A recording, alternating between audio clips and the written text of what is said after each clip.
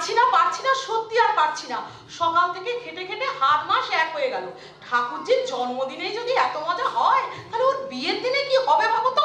আর আবার এদিকে সবুজের আসার কথা। সবুজ জামাই বলে কথা, ভালো মন্দ তো একটু খাওয়াতে হবে তো নাকি? ভালো মন্দ নয় বৌদি, আজ সবুজ এলে আমি ওকে কাঁচা লঙ্কার শরবত খাওয়াবো। মেয়ের কথা শোনো, সেদিন সবুজ তোর দিকে যেভাবে হাঁ করে তাকিয়েছিল, তাতে তুই কাঁচা লঙ্কা শরবত খাওয়ালো না, ওটা মিষ্টি শরবত মনে করে খেয়ে নেবে। তুমি তো আর জানো না বৌদি কেন সেদিনকে আমার দিকে হাঁ করে তাকিয়েছিল। কিছু ভাবছো? হ্যাঁ, ও কিছু না। কিছু না, আমার চোখকে তুমি ফাঁকি দিতে পারবে না। তুমি নিশ্চয়ই সবুজের কথা ভাবছিলে। উফ বৌদি, তুমি তো দেখছি সবুজেই আটকে আছো। হবে না, এত সুন্দর দেখতে সবুজ। এটা কিন্তু ঠিক বলেছো। ভেতরের মানুষটা যেমনই হোক না কেন, ওপরের মানুষটার সঙ্গে কিন্তু কথা বলতে ইচ্ছে করে। দেখিস, তুই সবুজকে বিয়ে করে খুব সুখী হবি, তখন আবার এই বৌদিটাকে ভুলে যাবি না তো। বৌদি, তুমি আমার কথা খুব ভাবো তাই না? তোর কথা ভাবো ছাড়া আর কার কথা ভাববো? তুই তো আমার ঠাকুরজি নোস রে, তুই যে আমার মেয়ে। বৌদি, পৃথিবীতে মেয়ে হয়ে জন্মাবার পর মা হতে পারিনি। মা না হতে পারার যন্ত্রণাটা বুকের উপরে পাথরের মতো চেপে বসেছিল। তোকে আগলে ঝরে আমি যে সেই যন্ত্রণাটা অনেকটা ভুলেছি। তুমি তুমি আমাকে এত ভালোবাসো? তোকে না ভালোবেসে পারা যায়? তোকে যে দেখবে সেই ভালোবাসবে। সেই ছোটবেলায় বাবা মাকে হারিয়েছি, তারপর থেকে তুমি আমাকে মায়ের স্নেহ মমতায় বড় করেছো। বৌদি বৌদি, আমি তোমার ঋণ কোনোদিনও শোধ করতে পারবো না বৌদি। ওরে পাগলি, আমাদের ঋণ শোধ করতে হবে না, শুধু এইভাবে আমাদের ভালোবাসিস তাহলেই হবে। বাসবো মা, নিশ্চয়ই বাসবো, সারা জীবন ঠিক এইভাবেই ভালোবাসবো। আর আজ আমার কি বলতে ইচ্ছে করছে জানো? কি রে কি? বাসবো ভালো, রাখবো ধরে এই জীবন হাসি গানে, তাই মনে হয় আজকে বুঝি নেমে এলো স্বর্গ এখানে। বাসবো ভালো, রাখবো ধরে, বাসবো ভালো, রাখবো। আরে বাবা, ঠাকুর যা বৌদি মিলে যে করে বাড়িটাকে জমিয়ে দিলে। হ্যাঁ, ও যে আমাদের নয়নের মণি গো, ওর জন্মদিনে আনন্দ করবো না তো কবে করবো বলো? এখন যদি সবাই আনন্দটা করে নাও, তাহলে বিয়ের সময় কি আনন্দ করবে বলো তো? তবে তুই সেদিন আমার অফিসে গিয়ে আমার চোখটা খুলে দিয়েছিস, বুঝতে পেরেছিস? আমি বুঝতে পারছি এই সাধারণ মানুষের জন্য আমার কিছু করা উচিত, বুঝতে পেরেছিস?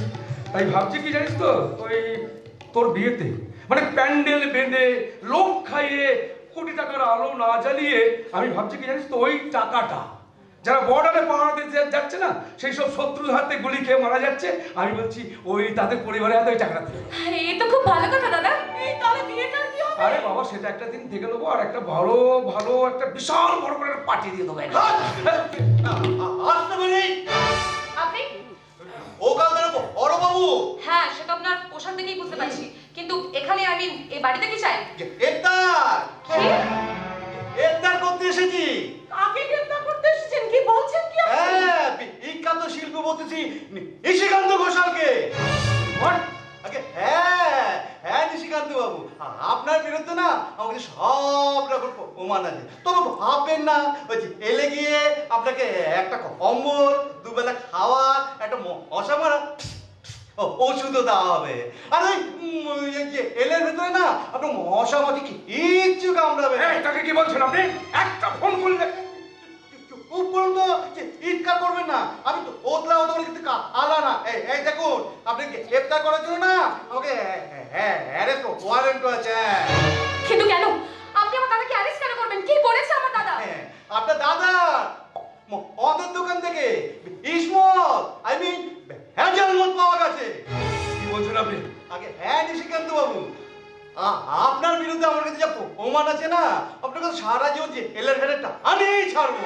না না, দোহাই আপনার, এত বড় ক্ষতি আপনি আমার করবেন না এবারের মতন। না যা বলার ওই আদালতে গিয়েই বলবেন। কি হলো নিশিকান্ত বাবু, আপনি এভাবে হারিয়ে থাকবেন নাকি কোমরে দড়ি বেঁধে টানতে টানতে নিয়ে যাবো? আমি তোমাকে পই পই করে বারণ করেছিলাম, শোনোনি আমার কথা। এখন কি হবে দাদা? একবার ভেবে দেখো, তোমাকে ছাড়া আমি আর বৌদি থাকবো কি করে? আমি ভাবছি রে, কিন্তু অপরাধ যখন করেছি তখন তো শাস্তি আমাকে পেতেই হবে। আমি বলছিলাম কি স্যার, দেখুন আমি জানি এটা অন্যায়, কিন্তু একটিবার কি আমার দাদাকে ক্ষমা করে দেওয়া যায় না? অসম্ভব। সম্ভব। না, স্যার, আপনি তুমি এই, না মানে আপনি আমি ভুল দেখছি না তো? না, ভুল বা স্বপ্ন কোনোটাই আপনি দেখছেন না। আমি হলাম স্পেশাল ব্রাঞ্চের সিনিয়র অফিসার সবুজ মুখার্জি।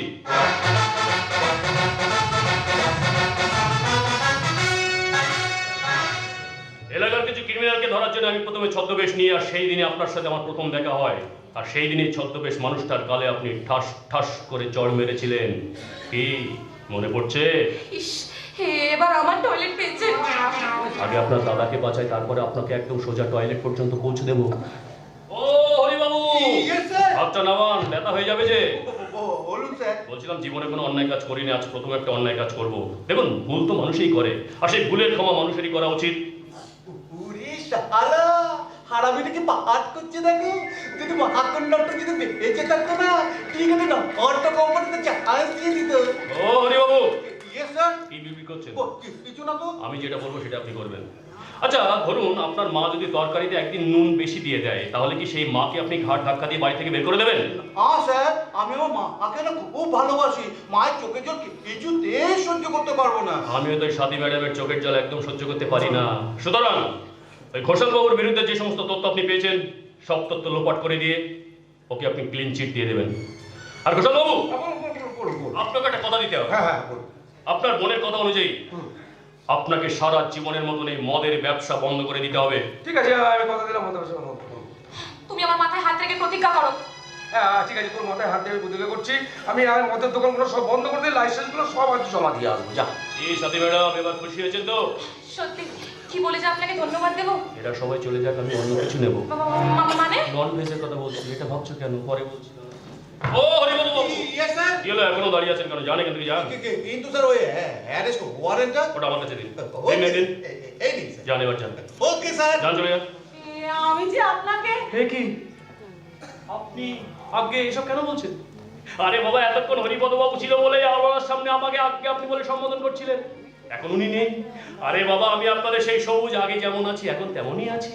আমি তোমাকে আশীর্বাদ করি ভাই, তুমি জীবনে অনেক বড় হও, তুমি জীবনে সুখী হও। জীবনের প্রথম শেষ এবং শেষ অন্যায় কাজটা আজই করলাম, আর যেটা করলাম সেটা আপনার ঠাকুরজি মুখার্জিকে চেয়ে করলাম।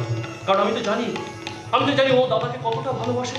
ঠাকুরজি, তুমিও জীবনে সুখী হও, শতপুত্রের জননী হও। অত বড় ক্ষমতা আমার নেই। কিছু বললে ভাই? না, বলছিলাম এক কাপ চা হবে? চা? হ্যাঁ হ্যাঁ নিশ্চয়ই হবে, দাঁড়াও দাঁড়াও, এক্ষুনি নিয়ে আসছি। এই, শুনছো? শোনো না, ভেতরে চলো।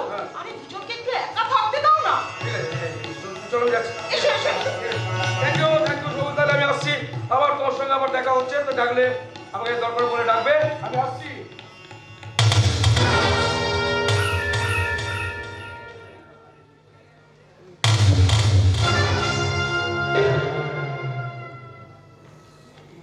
যাক, সবাই চলে গেছে, এবার হবে। কি হবে? সেটা আপনি ঠিক করুন। ঝগড়া করবেন না প্রেম করবেন? সত্যি আপনি আমাকে একদম চমকে দিয়েছেন। I am really sorry. কেন বলুন তো? না মানে সেদিন আপনার গায়ে হাত তোলাটা আমার সত্যি উচিত হয়নি। আরে বাবা, আপনি কি পুলিশের গায়ে হাত তুলেছিলেন? একটা চিটিং বাজের গায়ে, রাস্তার চিটিং বাজ। সরি না বলা উচিত শিক্ষা দিয়েছে। যাক, এবার তাহলে একটা ওই সরাসরি প্রশ্নে আসি। বলছিলাম কি যে আপনি কি আপনার দাদার ইচ্ছা অনুযায়ী বিয়েটা করছেন? ছেলেটা এমনিতে ভালো, কিন্তু কেমন যেন হ্যাংলা টাইপের। এক সেকেন্ডেই বিয়েতে পৌঁছে গেল। হ্যাঁ, আমি একটু হ্যাংলা টাইপের। এক সেকেন্ডে বিয়েতে পৌঁছে গেছি। বেশি দেরি করলে একদম সোজা ফুলসজ্জার ঘরে, তারপরে বাচ্চা। আচ্ছা, খুব তাড়া দেখছি আপনার। হ্যাঁ, তো আমার তো তোমাকে পছন্দ নাও হতে পারে। বাবা, একেবারে আপনি থেকে তুমিতে চলে এসছো। এরপরেও তুমি আমাকে বলবো আমাকে পছন্দ হয়নি? সবুজ, তোমার ও দুটো খুব সুন্দর। কোন দুটো? চোখ। খালি শুধু শুধু ভেজটাকে নন ভেজ ভাবছো কেন? তার থেকে সুন্দর তোমার এই মুখের হাসিটা। মেয়েদেরকে খুব ভালো ইমপ্রেস করতে পারো, তাই না? হ্যাঁ, কার কাছ থেকে শিখেছি জানো? কার কাছ থেকে? তোমার কাছ থেকে। আমার কাছ থেকে? হ্যাঁ, তুমি বিশ্বাস করো, তোমাকে দেখার পর থেকে না দিনের খাওয়া রাতের ঘুম সব চলে গেছে। ডাক্তারের কাছে যাও। ডাক্তারের কাছে এসেছি। আমি ডাক্তার বুঝি? হ্যাঁ, তুমি বিশ্বাস করো, তোমাকে দেখার পর থেকে না আমার মনটা কেমন অস্থির হয়ে যাচ্ছে। তাই তো তোমাকে কাছে পাওয়ার জন্য এত নাটক করে শেষ পর্যন্ত তোমার কাছে এসে পৌঁছালাম। জানো ভাই, এই পৃথিবীতে আমার কেউ নেই, আমি বড় একা। না আছে বাবা, না আছে মা, কেউ নেই, পৃথিবীতে কেউ নেই। তাই তোমাকে কাছে পেয়ে আমার পুরোটা দিতে ইচ্ছে করছে। কি দেবে তুমি? হৃদয়, এই হৃদয়টা তোমাকে দিতে ইচ্ছে করছে। না না না না না, তুমি হচ্ছে আমার ডাক্তার সাহেবা, তুমি এই অসুস্থ হৃদয়টাকে এবার ওষুধ দেবে। আমি চোখ বুঝছি, দাও ওষুধ দাও তো। বলো বলো কি চাই তোমার? তোমাকে নিয়ে স্বপ্নের পৃথিবীতে আমি ভেসে যেতে চাই, যেখানে তুমি আর আমি ছাড়া কেউ থাকবে না। আকাশের তারাগুলো আমাদেরকে পাহারা দেবে, পাখিরা আমাদেরকে সাহস দেবে, নদীর জল আমাদেরকে নতুন জীবনের আলো দেখাবে, গাছের ফুলগুলো হাওয়াতে মাথা দুলিয়ে দুলিয়ে আমাদের সুর যোগাবে। আর সেই সুরে সুরে আমরা গাইবো।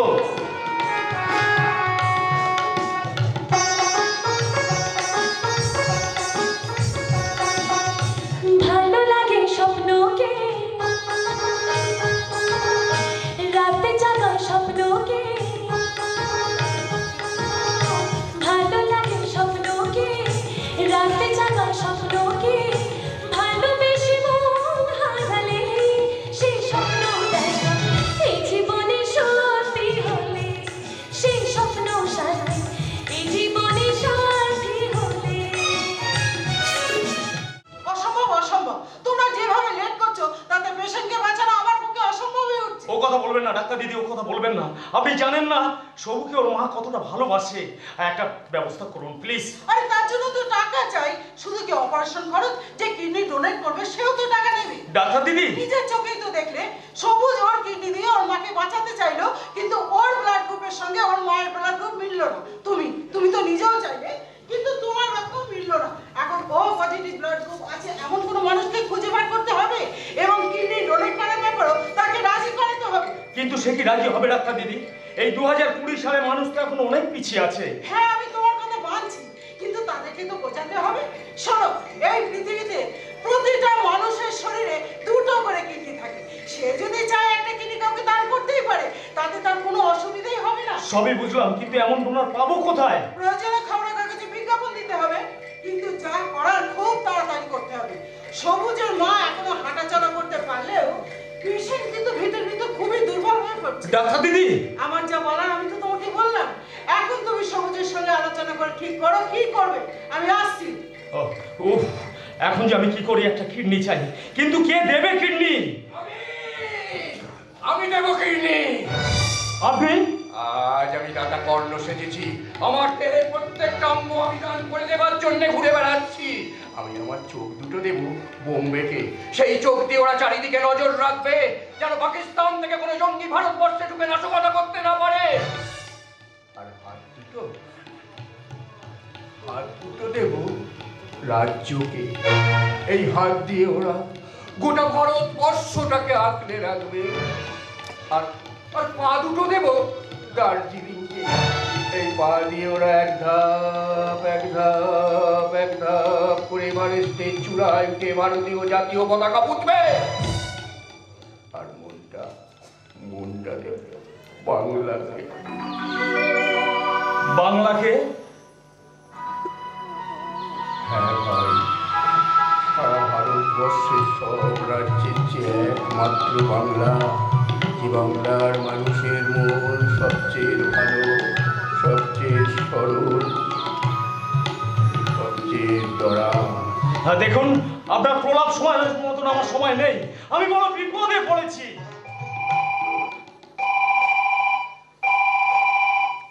হ্যাঁ হ্যালো। হ্যালো তপন। হ্যাঁ বল। বলছিলাম, মা কি তোর সাথে আছে নাকি? আর না কই না তো। সে কি? তাহলে মা গেল কোথায়?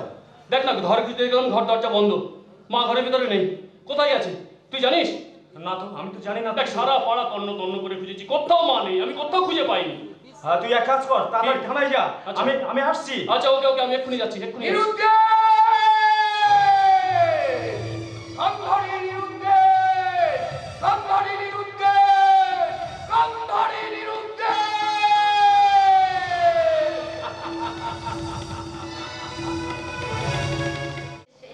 এই তাহলে আপনার বাড়ি? হ্যাঁ, আমার মা ছেলের ঘর বলতে পারো, মানে আমার মা ছেলের সংসারে বলতে পারো। বুঝলাম। এবার বলুন তো, ওই রকম হন্তদন্ত হয়ে রাস্তা পার হচ্ছিলেন কেন? ভয়, ছেলের ভয়। ছেলের ভয়? হ্যাঁ রে মা, আমার কি হয়েছে আমি নিজে জানি না তো। আমার ছেলে ডাক্তারের কাছে শুনে আসার পর থেকে আমাকে বলবে 24 ঘন্টা তুমি বিছানায় শুয়ে থাকো। আর তা না করে আপনি গিয়েছিলেন মন্দিরে পুজো দিতে, তাই তো? তাই মা, জানিস আমার খোকার মঙ্গলের জন্য আমি শনি মঙ্গলবার না ওই মা কালীর মন্দিরে ছেলের জন্য পুজো দিতে যাই। ছেলেটা ঘরে থাকলে তো যেতে পারবো না, যেতে দেবে না তো। তাই ছেলে যেই ঘর থেকে বেরিয়ে গেছে আমি অমনি পুজো দিতে চলে গেছি। আর পুজো দিয়ে হন্তদন্ত হয়ে ফেরার সময় আমার গাড়ির সামনে এসে পড়লেন। ইস, ভাগ্যিস ড্রাইভারদা ঠিক সময় ব্রেক কষেছিল, নাহলে কি বিচ্ছিরি কাণ্ড হতো বলুন তো। আচ্ছা মাসিমা, আপনার কোথাও লাগেনি তো? না রে মা, আমার কোথাও লাগেনি।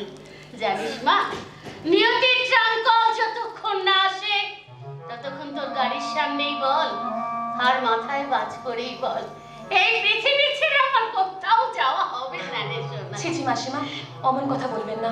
আমি জানি মৃত্যুটাই একমাত্র সত্যি, তবু সব মৃত্যুই কষ্টের, সব মৃত্যুই বেদনার। বাহ, তুই তো কি সুন্দর কথা বলিস, ঠিক যেন আমার বাবুর মতো। তা হ্যাঁ মা, তোর বাড়িতে কে কে আছে? তুই কোথায় থাকিস সোনা? আমি থাকি সোনারপুরে। কি বলে? কি বলে? সোনারপুর, সোনারপুর, মাসিমা, সোনারপুর, সোনারপুর, সোনারপুর, সোনারপুর, সোনারপুর। কি হলো মাসিমা? সোনারপুরের নাম শুনে এরকম চমকে উঠলেন কেন আপনি? মা জানিস, কাল বৈশাখী ঝড়ে না আমার সোনা সংসারটা ভেঙে তছনছ করে দিয়েছে। বন্যার প্লাবনে মুছে গেছে আমার এই স্মৃতির সিঁদুর। আমার খোকার পাছে কোনো কিছু ক্ষতি না হয় তাই আমি বাবুকে সঙ্গে করে নিয়ে ওই সোনারপুর ছেড়ে ঘর বাড়ি চলে এসেছি রে মামন।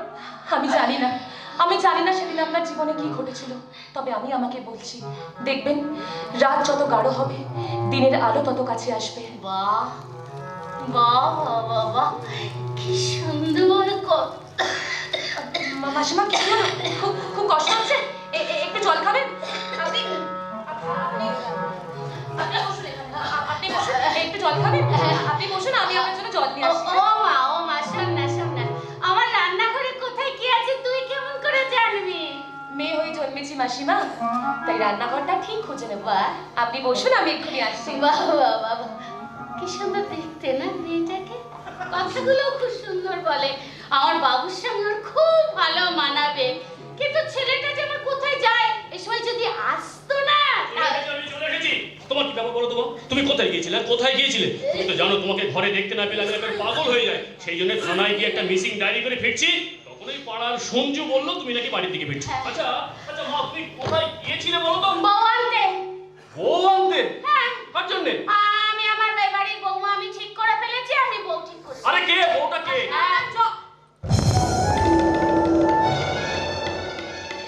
সবুজ, তুমি এখানে?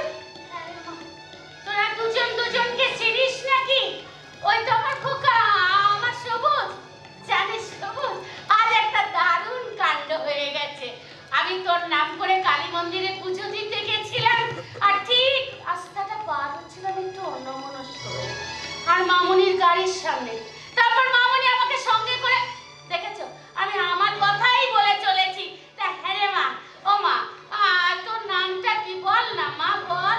আপনি আমার নামটা না জানলেও আপনার ছেলে কিন্তু আমার নামটা খুব ভালো করে জানে মাসিমা।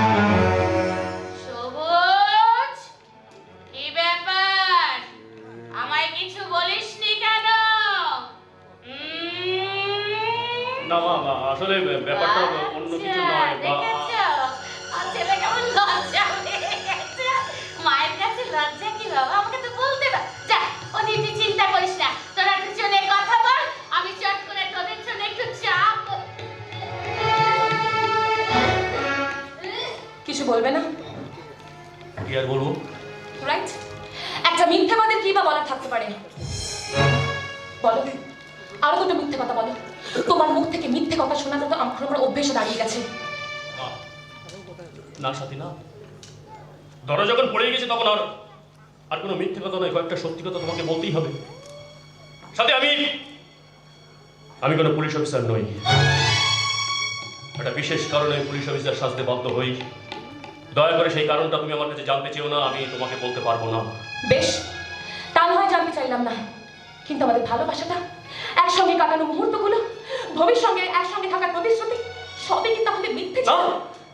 না সাথী না, তুমি তুমি বিশ্বাস করো, একটা মিথ্যে প্রেমের অভিনয় করতে করতে আমিও তোমার কখন ভালোবেসে ফেলেছি আমি জানি না, কিন্তু আমি জানি আজকের পর তুমি আমাকে খুব ঘৃণা করবে। হয়তো তোমার জায়গায় অন্য কোনো মেয়ে থাকলে হয়তো তারও ঘৃণা হতো। সেই জন্য বলছি, তোমার সাথে আমার আর কোনোদিন দেখা হবে না। যদি পারো তুমি আমাকে ক্ষমা করো, যদি পারো আমাকে ভুলে যেও সাথী। তুমি ভুলতে পারবে একসঙ্গে কাটানো মুহূর্তগুলো? কষ্ট হবে, তবু যে আমাকে ভুলতে হবেই সাথী। তুমি যত সহজে কথাগুলো বলতে পারবে, আমি তত সহজে কথাগুলো ভাবতে পর্যন্ত পারি না। এই বাংলার মেয়েরা এক বাচ্চাকে মন থেকে ভালোবাসে, তাকে যে আর তারা কোনোদিনও ভুলতে পারে না। কিন্তু সাথী, আমি তো তোমার যোগ্য নই, আমি তো তোমার ভালোবাসার মর্যাদা দিতে পারবো না। আমি তোমাকে একদিন বলেছিলাম না যে আমি একটা বিশাল বড় চক্রান্তের শিকার। আজ আমার হাতে একটা বিশাল বড় দায়িত্বের ভিক্ষা পাত্র।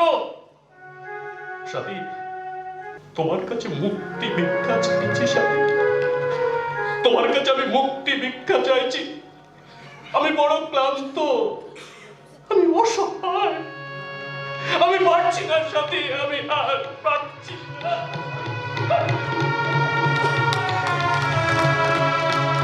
ওঠো সবুজ, আমি জানি না তুমি কোন চক্রান্তের কথা বলছো, আমি এও জানি না তুমি কোন বিশাল দায়িত্বের কথা বলছো, তবে তোমার চোখের জল দেখে আমি একটা কথা বুঝেছি, তোমার ভেতরের মানুষটা খারাপ নয়।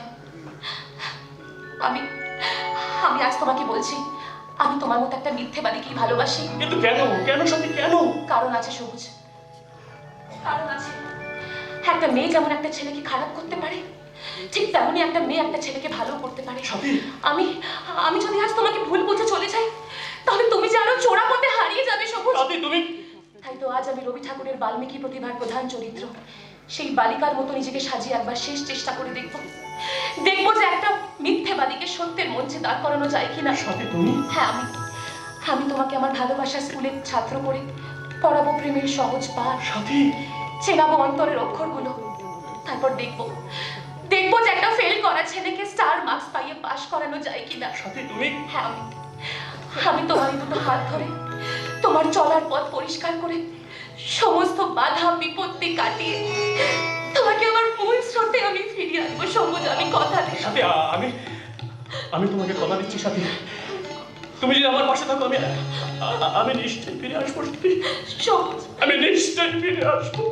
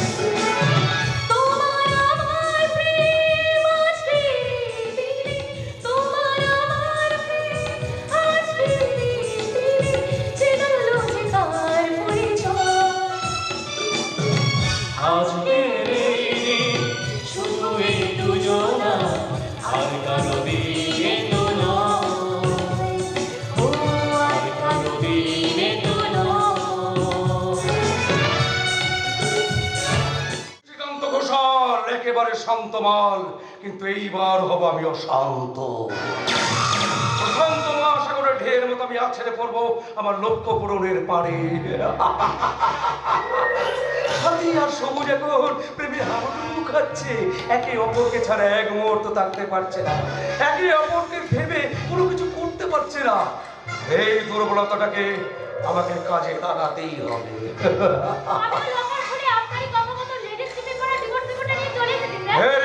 Very good. আমিও চলে এসেছি স্যার। বাবা, আপনার কথা মতো এই সরকারি পাওয়ার অফ অ্যাটর্নি পেপার নিয়ে চলে এসেছি। বাবা, খুব ভালো। আমিও আপনার কথা মতো চলে এসেছি স্যার, যাতে সম্পূর্ণ ঘটনাটা যাতে আমার চোখের সামনে ঘটে, আর এই আলার শেষে আমি খুব সহজে সবুজকে গ্রেফতার করতে পারি। আমরাও চলে এসেছি স্যার, সঙ্গে নিচ্ছে ট্রেন সমেত মদের গ্লাস। আর আমি করলাম মদের বোতলটাকে আর এই খুশির দিনে দারু না হলে চলে না না না না, দারু নয়, ঝাড়ু ঝাড়ু।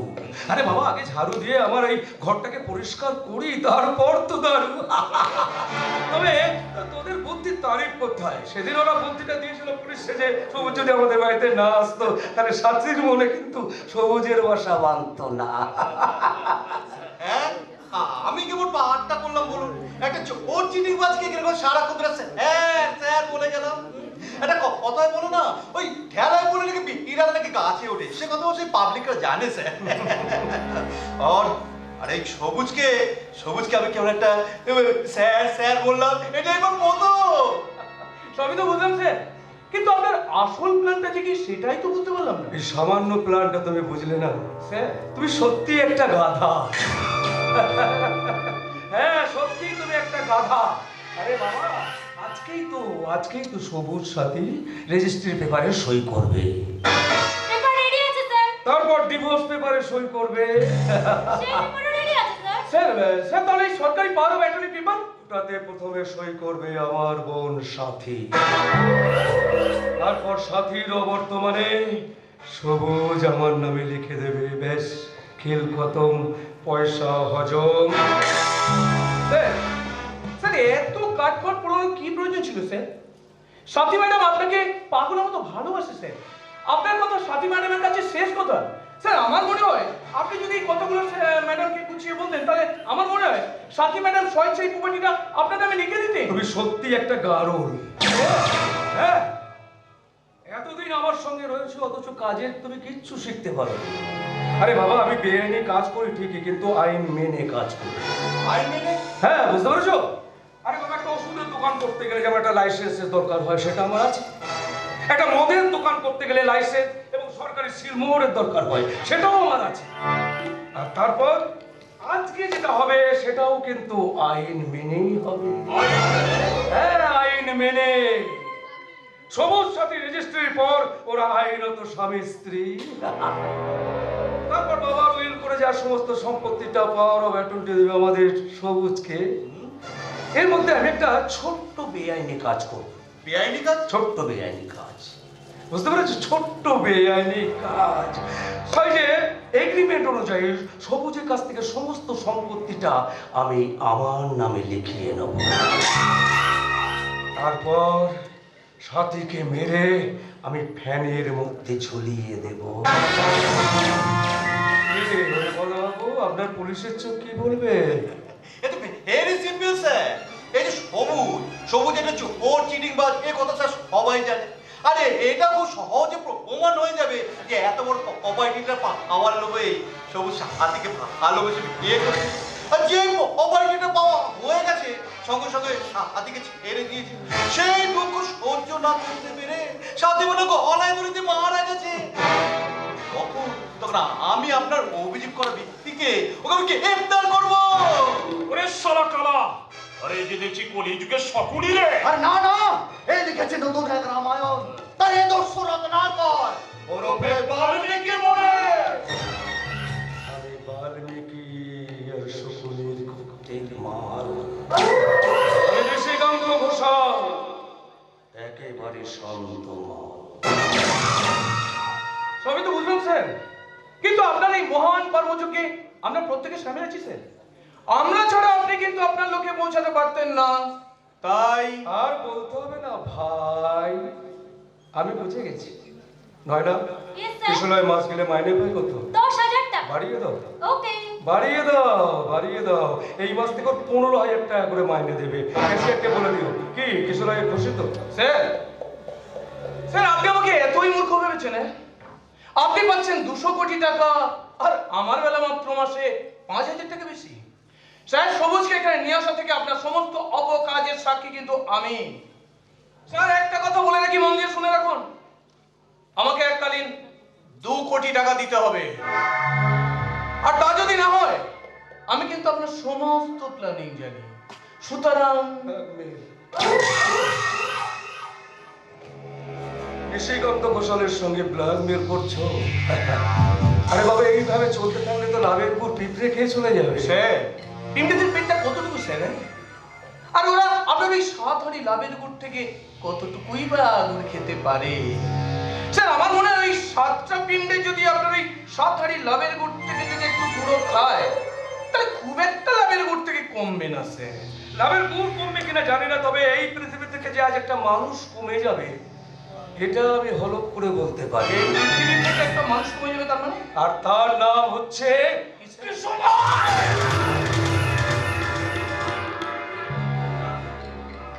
ওর খেতে আসা পিঁপড়েটাকে আমি মেরে ফেললাম।